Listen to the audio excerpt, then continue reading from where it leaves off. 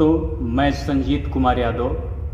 जब हमारा पेट खराब होता है, पेट में मरोड़ करके दर्द होता है, बार बार लैट्रिन जाना पड़ता है, तो हम डॉक्टर के पास जाते हैं।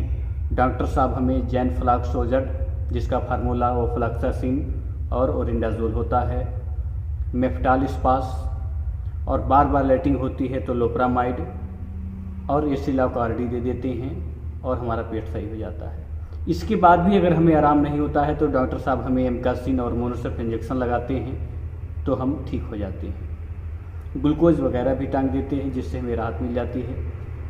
तो ये परेशानी हमें क्यों आती है, इसी मुद्दे पर मैं आप लोगों से बातचीत करने का प्रयास करूँगा। दोस्तों, गलत खान पान ही हमारे शरीर को प्रभावित करता है, हमारे पेट को खराब करता है। बड़े बड़े किताबों में भी लिखा रहता है कि जैसा खाओ अन्न वैसा हो मन। तो हमें अच्छा भोजन करना चाहिए जिससे हमारे शरीर के जो पाचन अंग हैं वो अच्छा रहे। क्योंकि अगर आपको हल्का बैक्टीरियल इन्फेक्शन रहेगा पेट में, जो पेट में दर्द होता है, तो हमने जो दवाइयाँ बताई उससे तो ठीक हो जाएगा। लेकिन अगर आपका कोई पाचन अंग खराब हो जाएगा तो वो इन दवाओं से ठीक नहीं होगा, क्योंकि जब तक वो अंग नहीं ठीक होगा तब तक हमारा पाचन क्रिया सही नहीं होगी। और भोजन का पाचन कैसे होता है मैं आपको बताऊंगा कि भोजन का पाचन कैसे होता है। देखिए, भोजन का पाचन करने के लिए हमारे कई प्रमुख अंग हैं, जैसे कि मुंह, इसके बाद आहार नाल, आमाशय, लीवर, अग्नाशय, बड़ी आंत, छोटी आंत, ऐसे प्रमुख अंग हैं जिससे हमारे भोजन का पाचन होता है।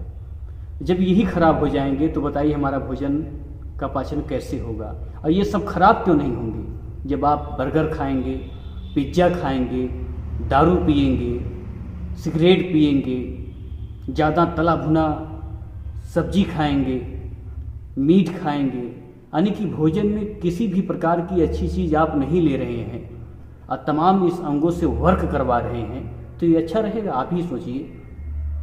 आप शराब पीते हैं तो लीवर को कितनी परेशानी, कितना दुख झेलना पड़ता है, तो वो खराब नहीं होगा। ऐसे ही हमारे पाचन अंग खराब होते हैं तो हमें डॉक्टर पेट का अल्ट्रासाउंड भी लिख देते हैं, देखते हैं कि कौन सा अंग खराब है। तो आज मैं आपको बताऊंगा कि भोजन का पाचन कैसे होता है, तो आपको समझ में आएगा कि हमारे शरीर के जो पाचन अंग हैं कितने इम्पोर्टेंट्स हैं। देखिए, कोई भी जब हम भोजन करने बैठते हैं तो सबसे पहले भोजन हम मुंह में लेते हैं और मुंह से ही भोजन का पाचन होना शुरू हो जाता है। मुंह में कुछ भोजन को कुछ छोटे छोटे टुकड़ों में किए, कुछ पाचक रस निकला, इसके बाद आहार नाल से के द्वारा हमारा भोजन आमाशय में जाता है। भगवान का करिश्मा देखिए कि अब फूड पाइप आहार नाल इतना अच्छा बनाए हैं कि भोजन धीरे धीरे आमाशय में जाता है। ऐसा नहीं कि हम भोजन करते हैं तो धड़ से पेट में गया, फिर भोजन के धड़ धड़ पेट में गिर रहा, ऐसा नहीं होता है। धीरे धीरे हमारे आमाशय में आता है ताकि हमारे अंग खराब ना हो। लेकिन हम खराब भोजन करके अपने अंग को खराब करते हैं। देखिए, अगर हम स्वस्थ नहीं रहेंगे तो जीवन में कुछ नहीं कर पाएंगे। एक बड़े हॉस्पिटल में लिखा था कि स्वस्थ व्यक्ति ही कर्तव्य पथ पर चल सकता है, और सही बात है। आप अपना धर्म तभी निभा पाओगे जब आप स्वस्थ रहोगे, नहीं तो लाखों रुपए आपके अकाउंट में हो और आप हॉस्पिटल की आईसीयू में हो तो क्या फ़ायदा जीवन जीने से। तो दोस्तों, भोजन धीरे धीरे हमारे आमाशय में आता है और आमाशय में संकुचन होता है और वहाँ पर HCl यानी हाइड्रोक्लोराइड अम्ल आता है ताकि भोजन को तोड़े।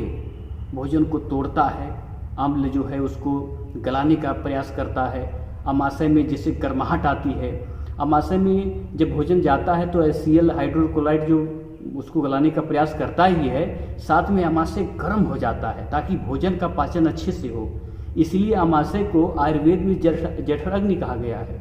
इसलिए डॉक्टर कहते हैं कि भोजन करने से पहले 1 घंटा पानी ना पिए और भोजन करने के बाद 1 घंटा पानी ना पिए। इसका यही कारण है कि आमाशय गर्माहट में है, भोजन को पचाने का प्रयास कर रहा है और आप ठंडा पानी पी ले रहे हैं, तो आमाशय ठंडा जाता है। तो भोजन का पाचन, जहाँ गर्म में 2-3 घंटे लग जाता है पाचन होने में, आप उसको ठंडा कर दिए तो भोजन पाचन कैसे होगा? उसका प्रोसेस बहुत धीरे हो जाता है, बहुत स्लो हो जाता है, बहुत परेशानियाँ उठानी पड़ती है आमाशय को। इसलिए भोजन के 1 घंटे बाद पानी नहीं पीना चाहिए, यानी 1 घंटे के बाद पानी पीना चाहिए। तो भोजन अमाशय में आता है, धीरे धीरे अमाशय से भोजन जो है हमारी छोटी आंत में आता है। छोटी आंत में भोजन टुकड़े होते हैं, अग्नाशय से रेप्सिन पेप्सिन हार्मोन्स आता है, भोजन को और टुकड़ा करता है ना। तो भोजन टुकड़े होते होते होते होते जो है 3-4 घंटा इसमें लग जाता है छोटी आंत में। और फिर इसके बाद लीवर जो है साइड से लीवर रहता है, लीवर के एक नीचे पित्ताशय होता है, उसमें पित्त रस होता है, पित्त भी आता है, उस भोजन को पचाने का प्रयास करता है। फिर छोटी आंत जो है भोजन को 80% तक पचा देती है, और छोटी आंत जो है भोजन से पोषक तत्वों को जो है अवशोषित करती है। पोषक तत्व जैसे विटामिन है ना, प्रोटीन, कार्बोहाइड्रेट और मैग्नीशियम, विटामिन B12, जितने पोषक तत्व हैं सब जो है अवशोषित कर लेता है ना। इसके बाद भोजन जो है बड़ी आंत में जाता है, तो बड़ी आंत में लगभग जो है भोजन 80% पचा रहता है, तो बड़ी आंत में ज़्यादा नहीं समय लगता है। बड़ी आंत में जो है भोजन जो का पाचन नहीं होता है, बहुत कम होता है, वहाँ पानी का जो है पाचन होता है। मैं आपको बता दूं कि पानी का जो है पाचन नहीं होता है, लोग उसको कहते हैं सिर्फ पानी का पाचन हो रहा है, पानी का अवशोषण होता है। बड़ी आंत जो है पानी को अवशोषित करती है, यानी कि सोखती है। जैसे ज़मीन पर पानी फेंक दो तो ज़मीन सोख लेता है, वैसे जो है पानी जो है बड़ी आंत सोख लेती है। तो हमारे शरीर में जब जैसे धूप में आती है तो कैसे कहते हैं प्यास लग गई, तो सोखता है, बड़ी आंत सोख लेता है।